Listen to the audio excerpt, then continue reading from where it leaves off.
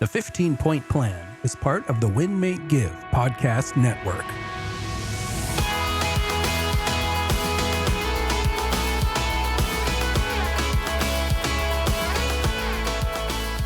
Welcome back to the 15-Point Plan podcast. My name is Ryan Park Greigg. I'm here with the incredible Jacqueline Smith. Jacqueline, this podcast is something I look forward to every week, and I so much love the fact that we get messages from all kinds of people from all over the world that also look forward to this coming out every week. It's just a system. It's a way of life for us now, because we have found when we do these little things on the 15-Point Plan, things like hydrate, sleep, move our body, journal, spend some time in mindfulness, maybe laugh a little bit, we just have a lot more energy and a little bit less stress, right? Absolutely. We have systems for everything. Like in our business, we have systems that we follow. A lot of you don't know this necessarily or recognize it, but you have a system for how you do a lot of things. You have a system for how you get the kids ready for school. Some of y'all have a system for what you do when you get home, right? And so this is just your system for energy management and your system for having less stress and more joy and vitality in your life. And so it's just 15 simple habits that you can do daily to increase your joy and decrease your stress, which is what we all want, I think. Right, Ryan? Absolutely. Have a little bit more fun in life and a little bit less stress, right? And so we focus on breaking that 15-point plan down. We talk about each one of those points throughout the podcast, but then we also do things like have cool guests on the show. Sometimes we'll do a book club or dive deep into some studies. And over the last few episodes, in fact, over the last couple of months here, we've really dove deep into a study from our friends, Brian Gubernick and Ben Kinney, from our Metrics Mastermind, which is a great way to check off that learning box for people. It's a way to get yourself into rooms with people that are doing maybe what we want to be doing, and we can learn a little bit more. But they dove deep into the health topic, and we've been sharing some of the things that they covered, the 7 pillars of energy management and stress mastery. But today, Jacqueline, now that we've covered all those, and if you haven't heard those, go back to the past episodes and listen to them. Today, we're not talking about the things that give us energy, but actually we're talking about what we call the energy enemies. These are the things that actively sabotage us from performing at our peak level, right? Yeah, so these are not the things to do like we normally talk about on the 15-point plan. Those are habits that we want you to do. These are the things that we want you to stop doing so that your performance actually improves, your energy improves, your moods improve. And one of those things is not a surprise. Actually, I don't know that any of these things are going to be a surprise, but they're really good reminders. But the first one is not going on your phone first thing in the morning. I know a lot of people are guilty of we use our phones as our alarm clock. So it literally is the first thing that we pick up in the morning. And then some of us just unfortunately don't always put it back down. So some of y'all just need to go out and get like an old school, old fashioned alarm clock and maybe put your phone in another room. But what happens when you go on your phone right away is it actually activates stress before your cortisol awakening response even completes. So it puts you in a reactive mode all day and destroys any creative morning window that you might otherwise have. So put your phone outside your room and aim to have at least 60 minutes of phone-free time in the morning. I don't know about you, Ryan, but if I start checking my email and my social media right first thing in the morning, I might, I'm just going to say might, run out of time sometimes and don't get some other important things done, like journaling and movement and just meditation, quiet time. And so for me, I mean, if going on my phone got me one of the points on the 15-point plan, that I'd probably get that point every day. So I have to really fight the urge to scroll, especially when you're kind of tired in the morning, you're waking up. If you start scrolling, I don't know, it's hard to stop. It's super hard to stop, and it's going to absolutely sabotage the rest of your day, because here's what happens is we wake up. When we first wake up is when the most creative time we're going to have is going to happen.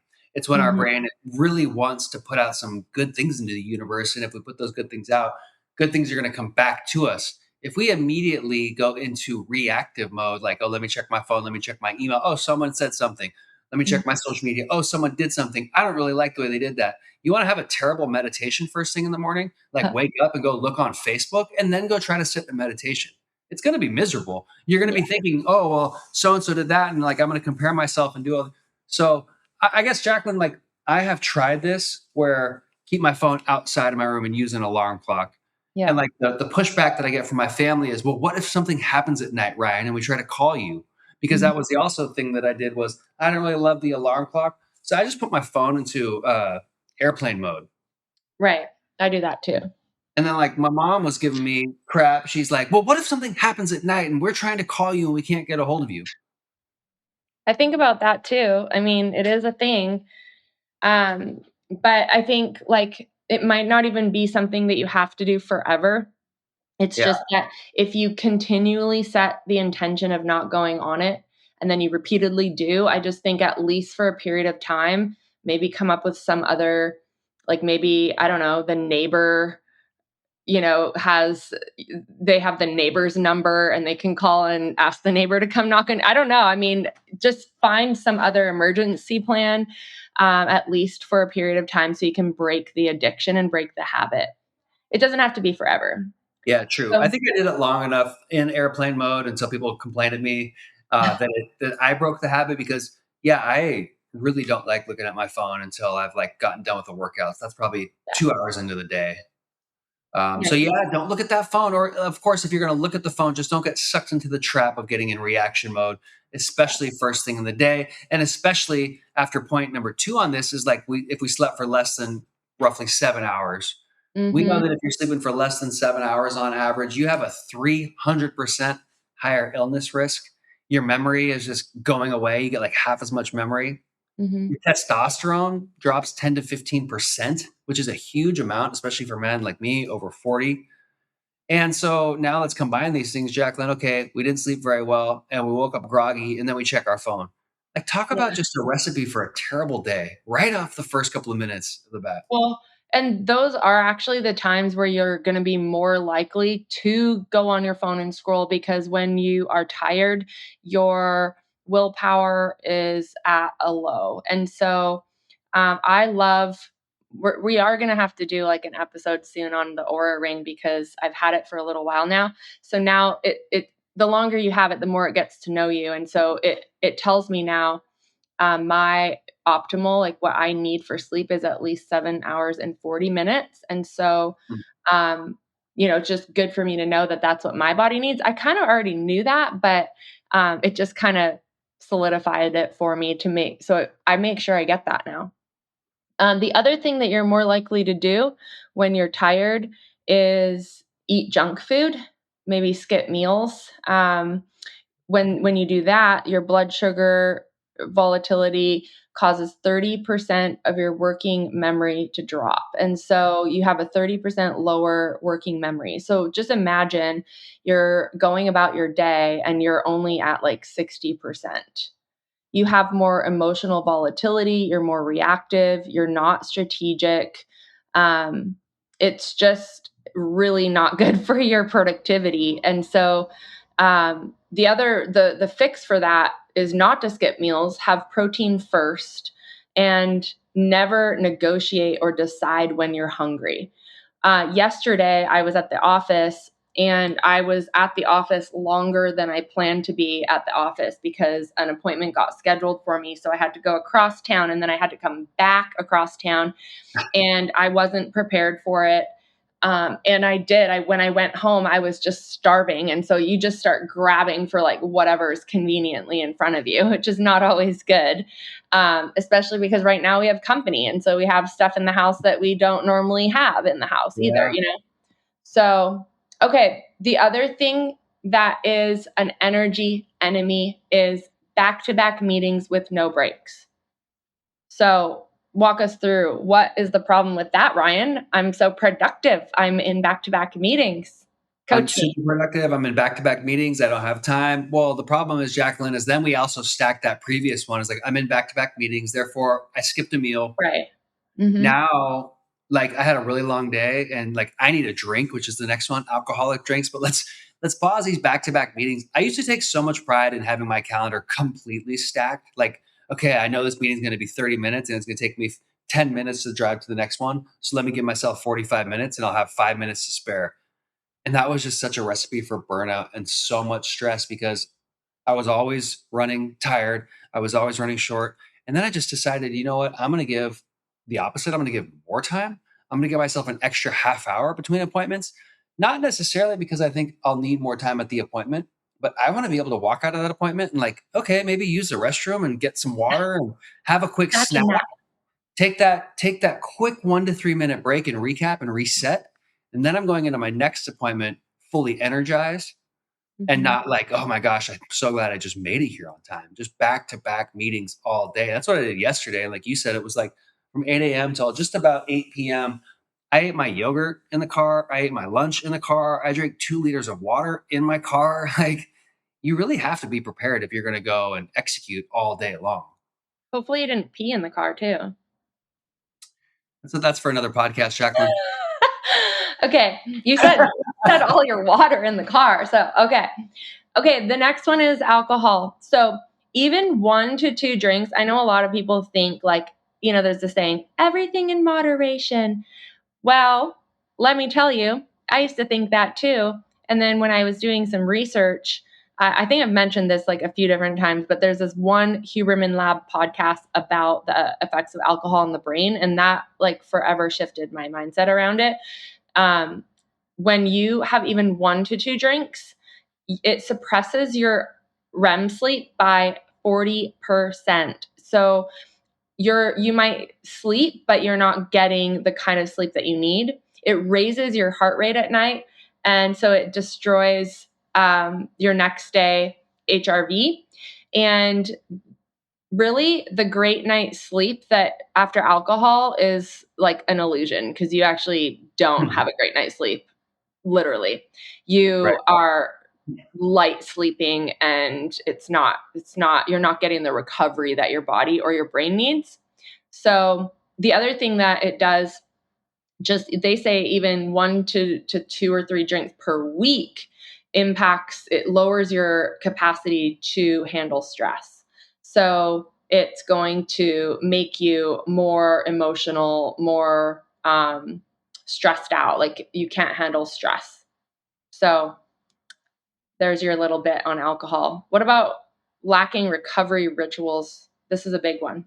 Yeah, this is a great way to wrap all this up. Then I'm going to give like a 30-second recap and blow everybody away with how regular this probably is for all of us. But the recovery, it's like you can't just go work out at the gym all day, every day. Mm-hmm. Growth in your muscles doesn't happen when you're working out. It happens when you're recovering. And I think the body is just like that. It's like elite athletes, they focus on a 1-to-1 recovery ratio. And then we look at like ourselves as maybe elite corporate athletes. Like, okay, I'm going to work 8 hours and then I'm going to take a quick 30-minute break. That's like a 6-to-1 ratio. My math probably wasn't quite accurate there, but the point is like elite athletes know they're spending equal amount of time in recovery, maybe even more these days, actually. Mm-hmm. But like, if we want to just burn out, if we want to have no energy, we don't have recovery rituals. That might be things like sauna or a cold shower or cold plunge, or even just a walk. Like that 20 to 30-minute walk at the end of the night after a stressful day is super powerful. And it's a very, very good recovery ritual. So, Jacqueline, we covered 6 things, but like when I look at all these, I just go, my gosh, how easy is it to do all these in one day? Like, okay, I woke up. I'm freaking tired. The world's stressful, Jacqueline. Like, what's going on out there? I checked my phone. I didn't sleep all that great, so I got 6.5 hours. And I checked my phone, and I was tired, so I skipped breakfast. But I'm determined. Dang it! Like, I gotta go provide for my family, so I'm in back to back to back meetings, and I just worked super hard today. So, gosh dang it, it's happy hour. I've earned this drink. Mm-hmm. See how easy that is?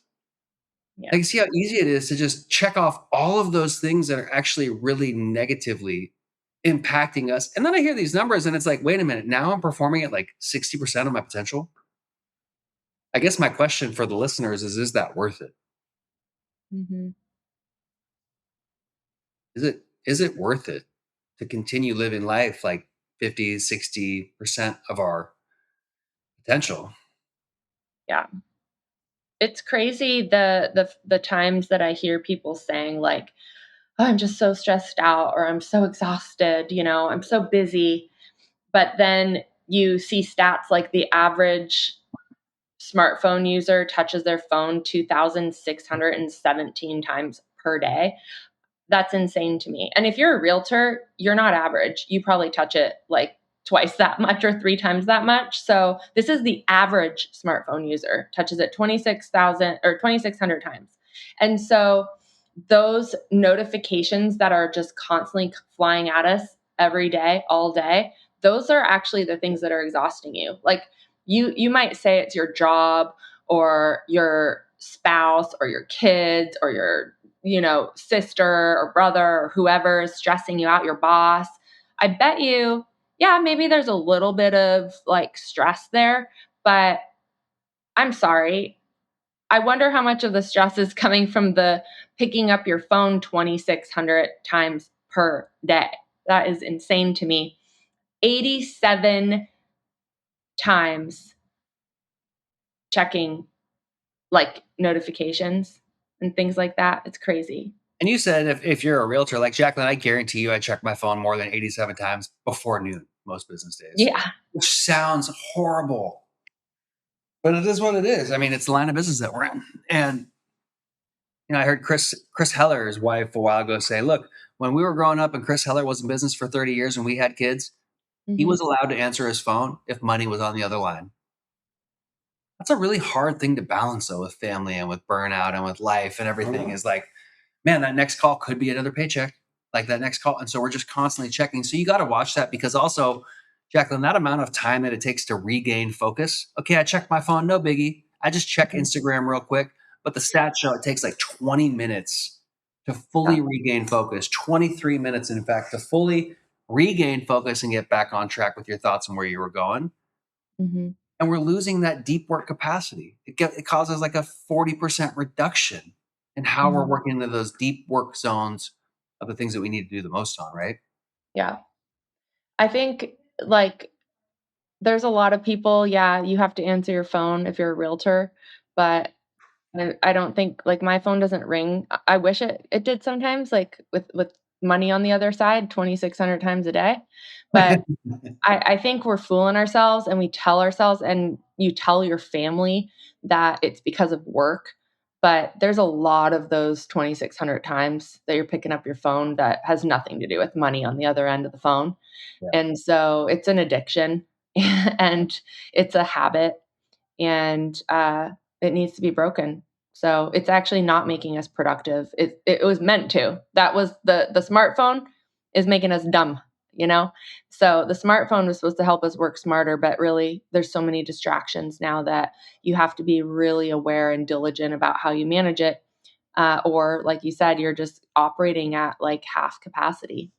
So now we've given our listeners some tools and tips, not only to increase energy, not only to increase the amount of things that they can do to increase sleep and nutrition and movement, but also some things to stay away from. And I don't know about you, Jacqueline, sometimes for me, it's pretty easy to do some of these things.